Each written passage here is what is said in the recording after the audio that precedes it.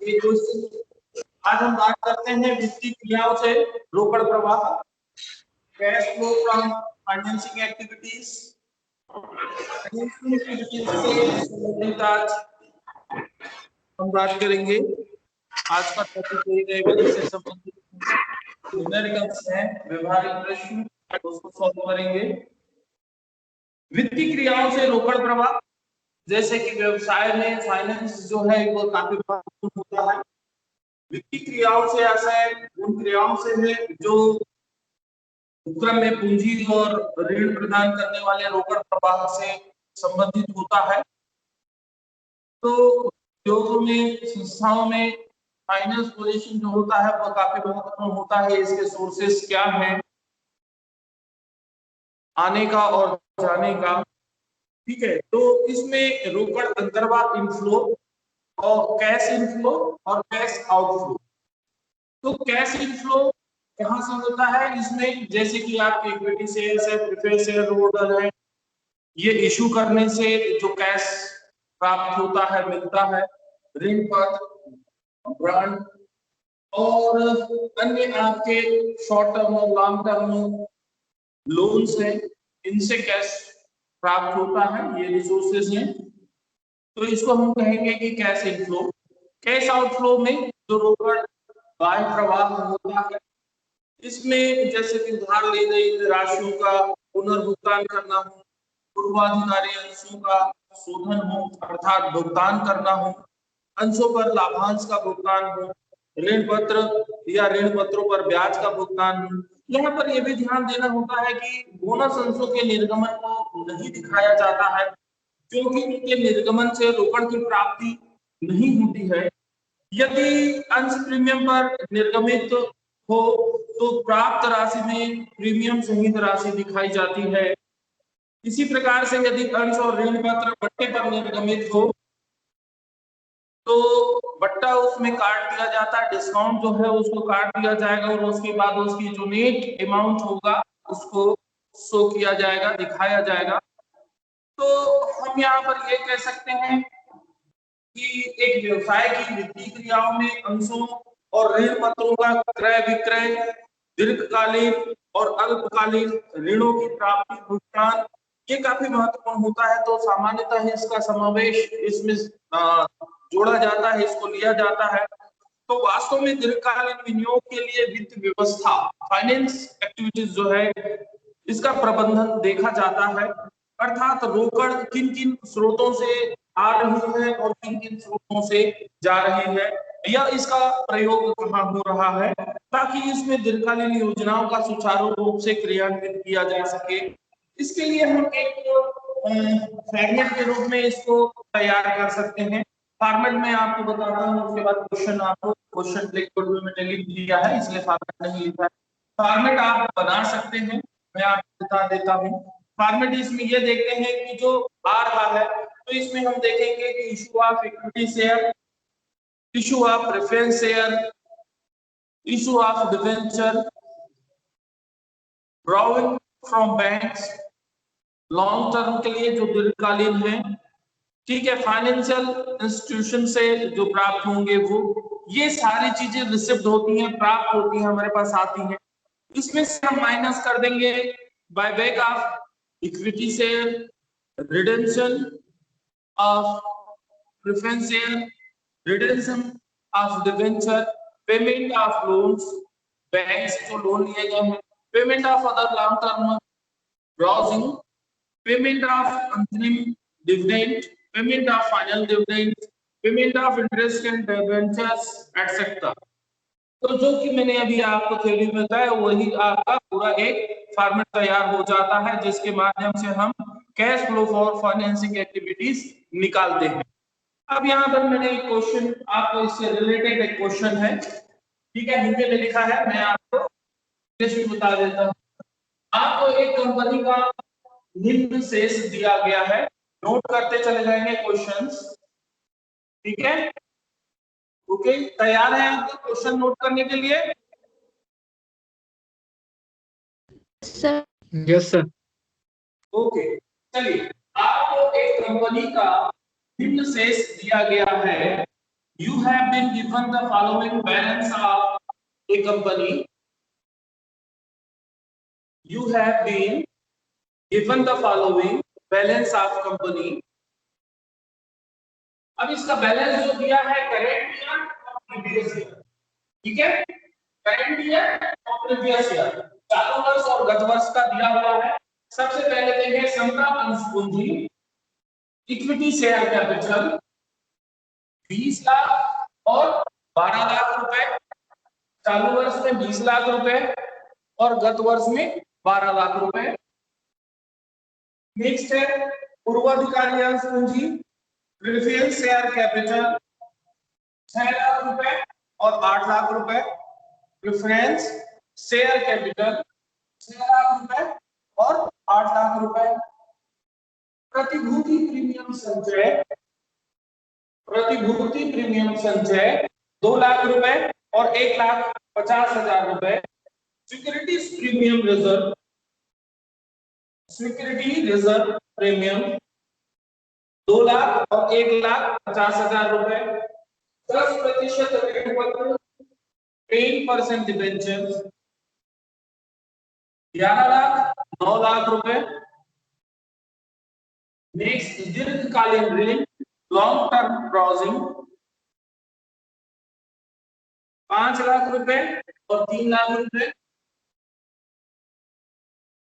अन्य सूचनाएं additional information, पहला है चालू वर्ष में 4:1 के अनुपात में बोनस समता अंश निर्गमन किया गया। Bonus share in the ratio of 4:1 have been issued during current year. Next है पूर्वाधिकारी अंशों पर 60,000 रुपए लाभांश दिया गया।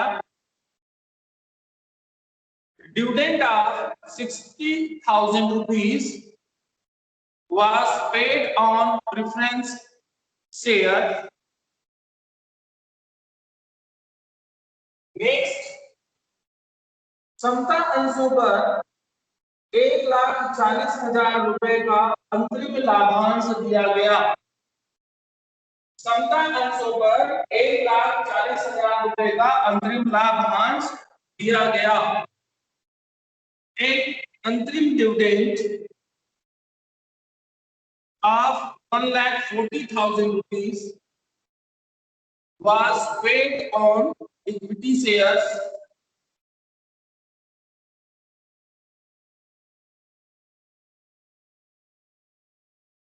नेक्स्ट पूर्वाधिकार अंशों को चालू वर्ष के अंत में 10% प्रीमियम पर वितरित किया गया। Preference share were redeemed at premium of 10% at the end of current year.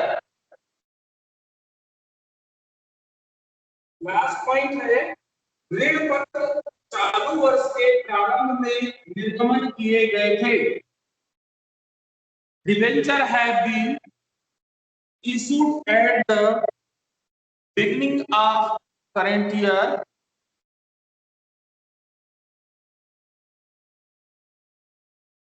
ठीक है, क्वेश्चन कंप्लीट हो गया आपका।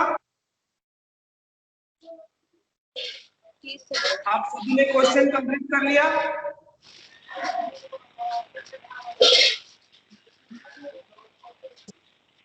क्वेश्चन कंप्लीट हो गया। Yes sir. चलिए हम देखेंगे और एक क्वेश्चन आपका कैसे बनेगा ये भी देख लेते हैं। इसके बाद फिर हम सभी तीनों जो आपके है कोर्सेज हैं उससे भी कंप्लीट क्वेश्चन हम सॉल्व करेंगे।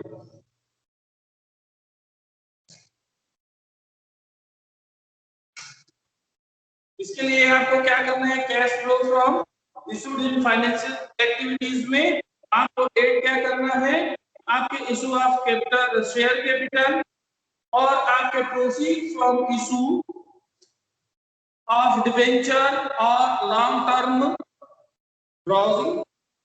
ठीक है, इसमें माइनस हम क्या चीज को कर देंगे, redemption of preference share, payment of debenture, या फिर लॉन्ग टर्म आपके ब्राउजिंग में इंटरेस्ट ऑन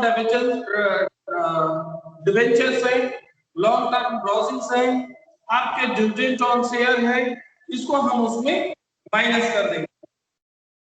तो क्वेश्चन अकॉर्डिंग टू क्वेश्चन आप देखिए, statement showing case of financial activities करिए।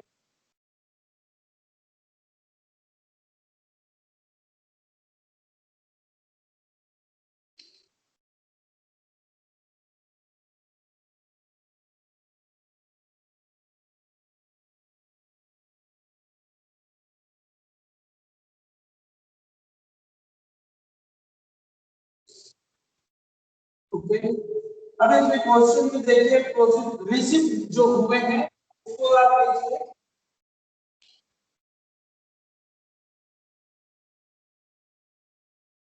रिसिप्ट, अब इसमें रिसिप्ट क्या क्या हुए हैं, पहले आप देखिए क्वेश्चन को आप देखते चले गए। Issue of equity share,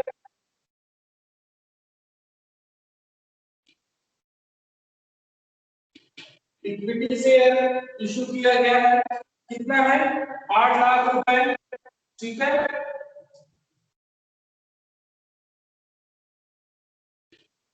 8 lakh रुपए। नेक्स्ट देखिए,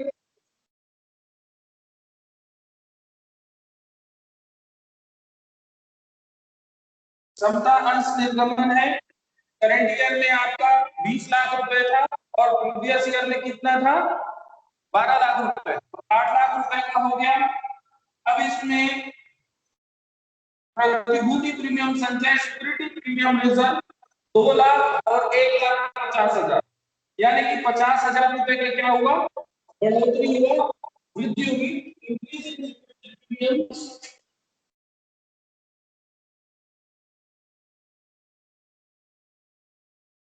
Increases in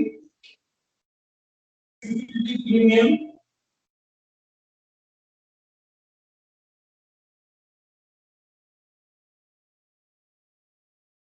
ये आपका है 50,000 रुपए।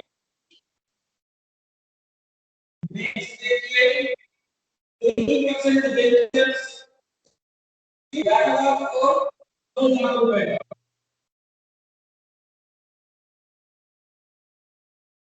इशू ऑफ 8% डिबेंचर, ये हो गया आपका 11 लाख का है और 2 लाख, तो 2 लाख रुपए।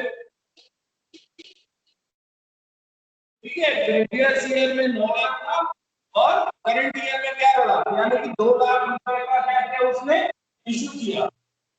ठीक है, 2 लाख का इशू हुआ। और क्या चीज है, ये देखिए 5 लाख और 3 लाख, यानी कि इसमें क्या हुआ, राइजिंग हुआ, बढ़ा ये। ठीक है,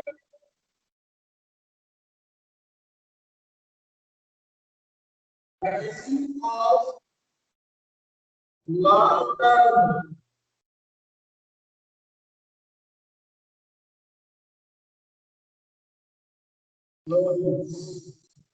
कितने का हुआ इसमें, 5 लाख और 3 लाख, यानी कि 2 लाख। ठीक, ओके, और कुछ है इसमें, और कुछ भी नहीं है, इसे जोड़ दीजिए, 12,50,000। ठीक है, ये 12,50,000 रुपए है। अब इसमें माइनस करेंगे, क्या चीज है आपका, प्रेफरेंस शेयर पूर्वाधिकारी अंश पूंजी 6 लाख और 8 लाख, इसमें क्या हुआ, रिडक्शन हुआ, reduction of preference share,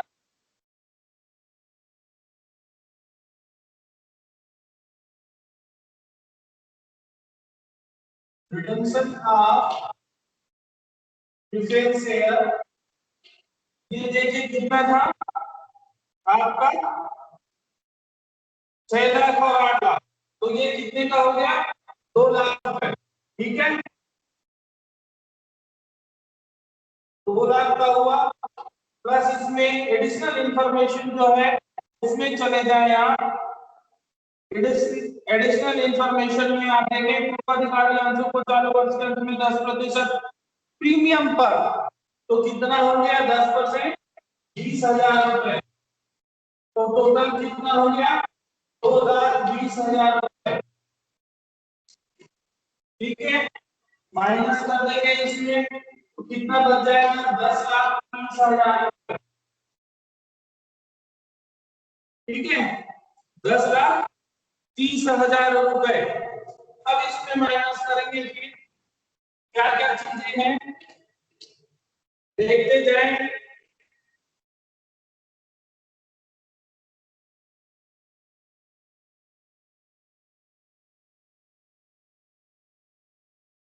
question में देखें क्या क्या दिया हुआ है, डिविडेंड पार्ट को दिया हुआ है। ठीक है, पूर्वाधिकारी अंशों पर लाभांश दिया गया,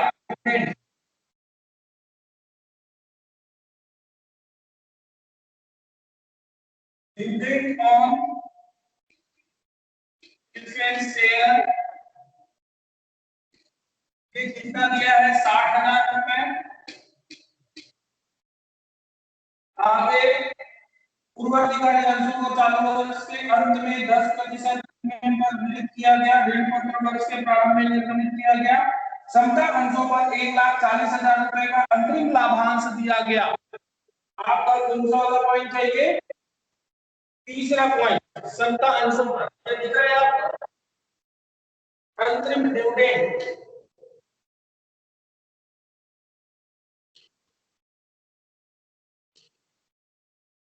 अंतरिम डिविडेंड इक्विटी शेयर 1,40,000 का।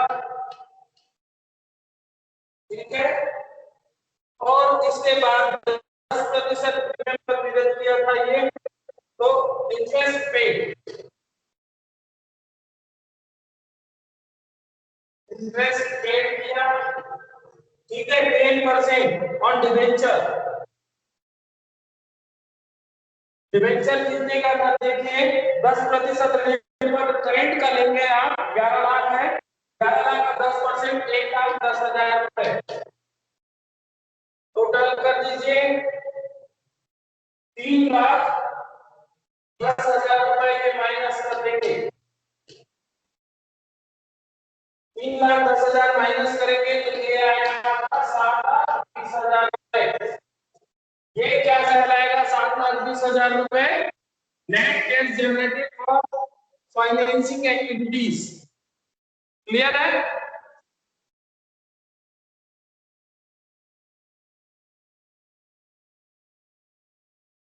समझ में आया आपको? Yes sir. जी सर।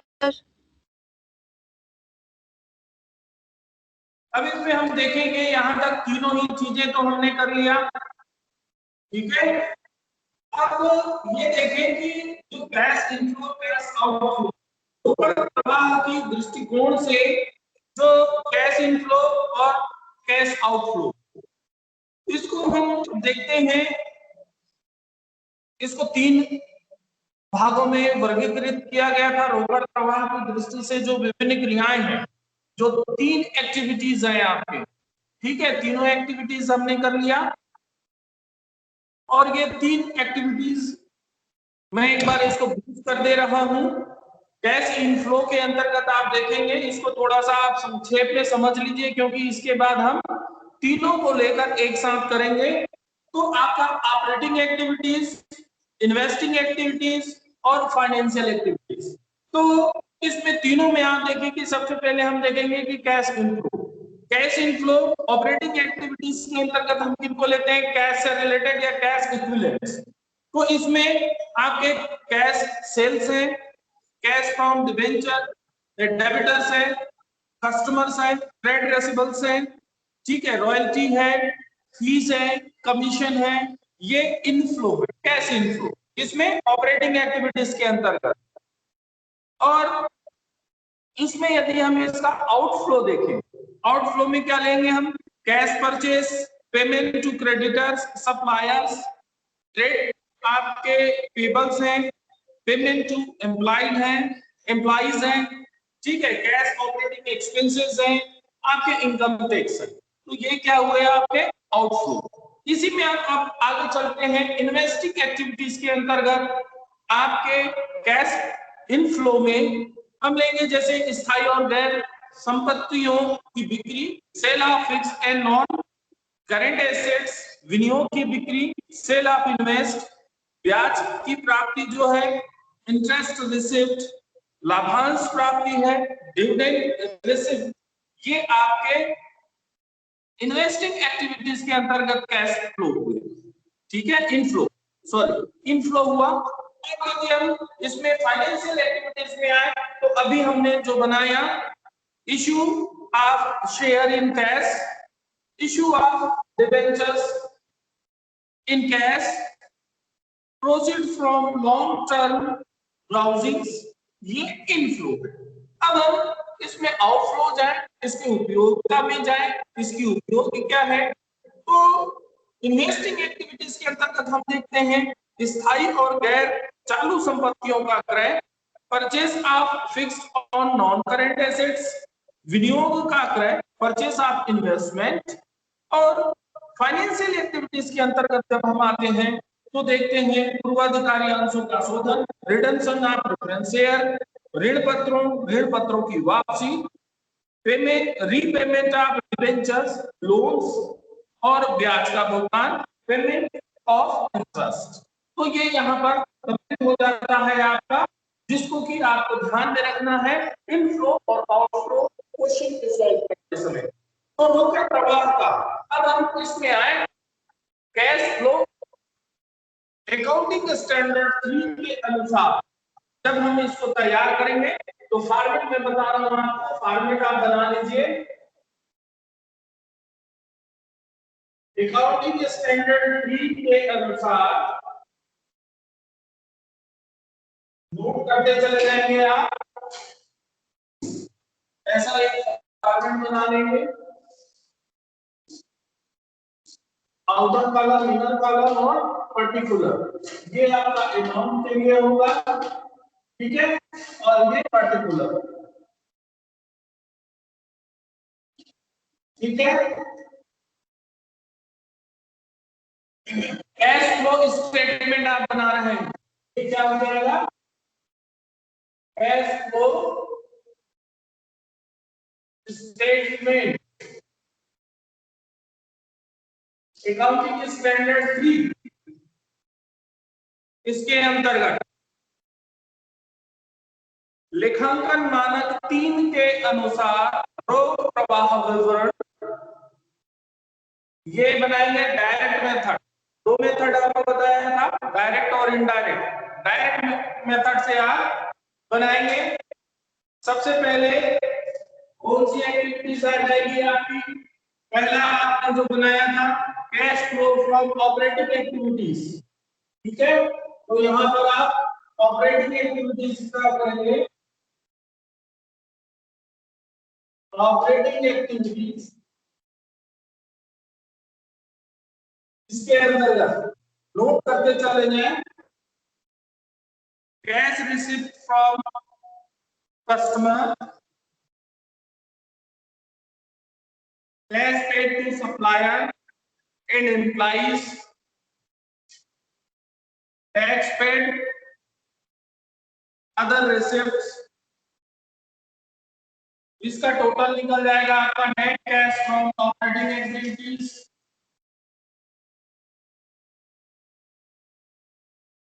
नेक्स्ट करेंगे आप cash flow from investing activities. Note कर रहे हैं आप सभी? जी सर। ओके, सेकेंड में करेंगे, ये फर्स्ट हो गया। सेकेंड पॉइंट में आ जाएंगे cash flow from investing activities, इसके अंतर्गत करेंगे परचेज ऑफ फिक्स्ड और non current assets, sale of fixed और non current assets, interest receipt,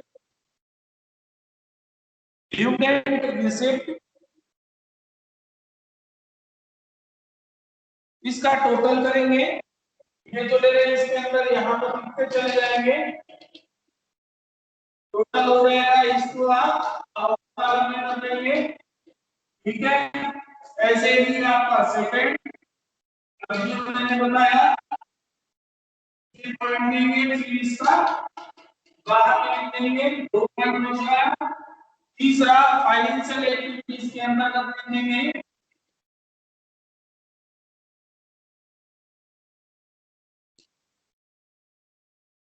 financial activities के अंदर लिखेंगे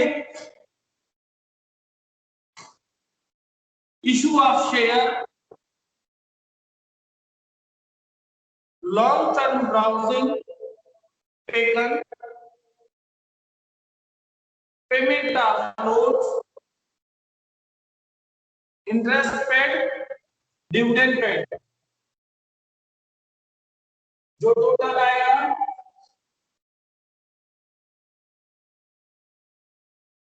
बाहर करेंगे आउटर कॉलम में।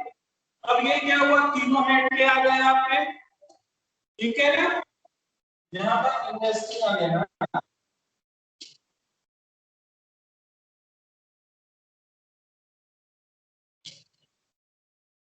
ये तीनों हेड हो गए आपके, तीनों हेड के आउटर कॉलम, आपके आउटर कॉलम में आप टोटल को कर देंगे।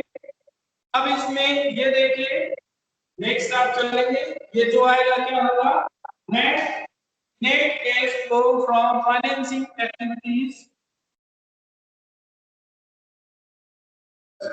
इसके पश्चात करेंगे, देखेंगे उसमें यदि मान लीजिए आपका कैश इक्विवेलेंट्स कोई दिया होगा, इंक्रीज है डिक्रीज है क्या है, तो उसमें लिखेंगे net cash in cash and cash equivalents,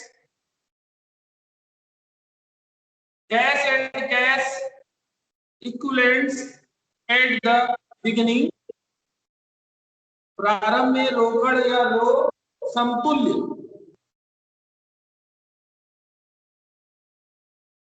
और जो आपका आएगा वो cash and cash equivalent at the end.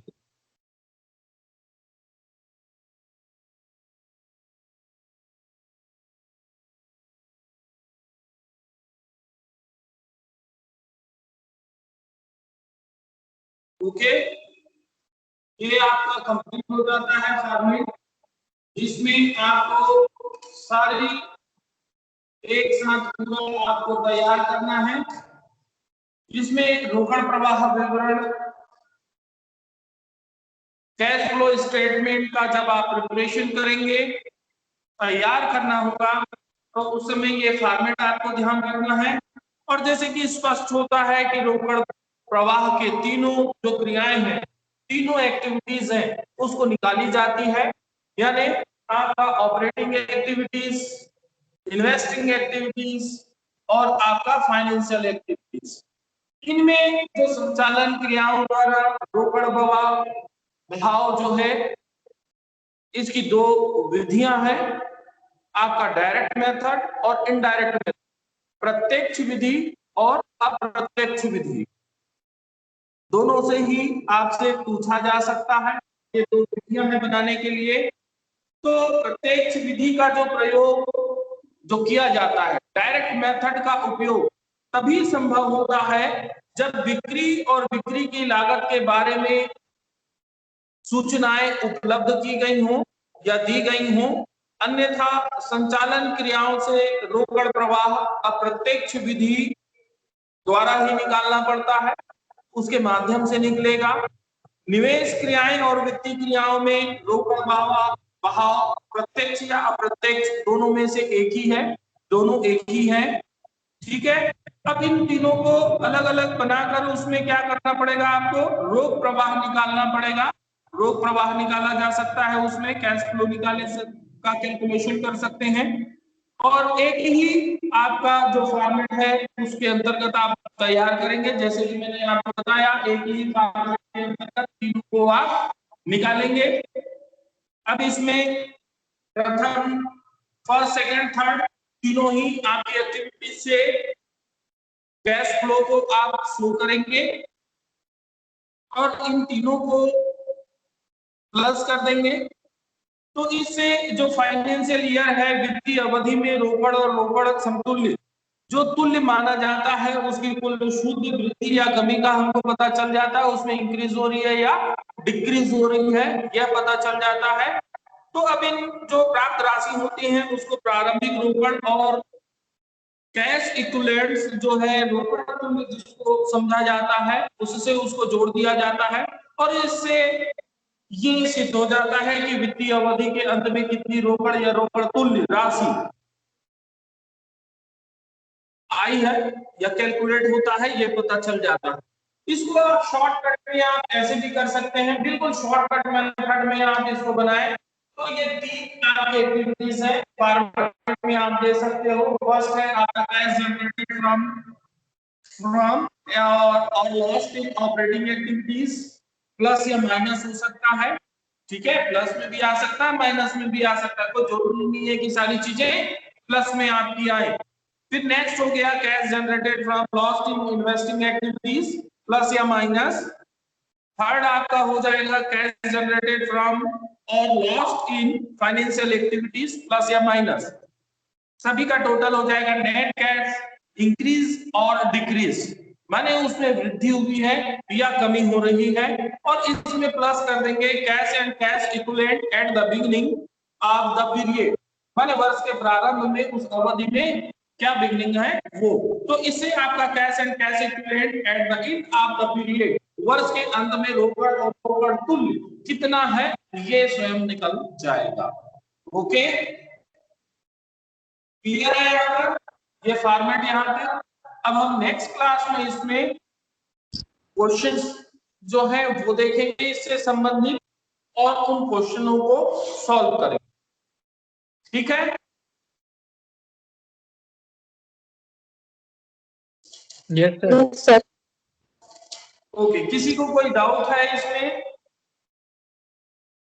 No sir. अब जो क्वेश्चन सॉल्व होंगे वो अकाउंटिंग स्टैंडर्ड 3 के अनुसार से कंप्लीट क्वेश्चन हम सॉल्व करेंगे।